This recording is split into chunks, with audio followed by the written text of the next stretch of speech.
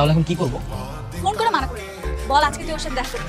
না না না, কেন যাবো না? আজ তোর বার্থডে, আমাকে যেতেই হবে। আরে গাধা, তুই ওকে জাস্ট বলবি যে তুই যাবি না, কিন্তু হঠাৎ করে গিয়ে সারপ্রাইজ করবি।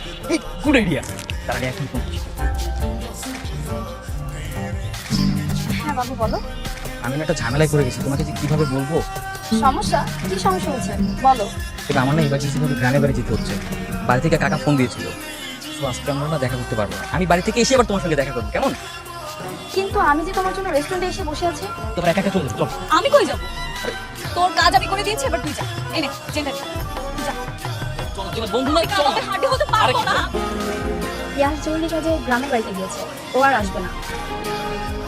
আর পিয়াস তো ছিল আমার শুধুই টাইম পাস, আমি তো ভালোবাসি তোমাকে।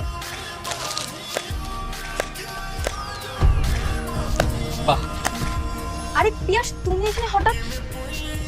দেখো তুমি যেরকমটা ভাবতেছো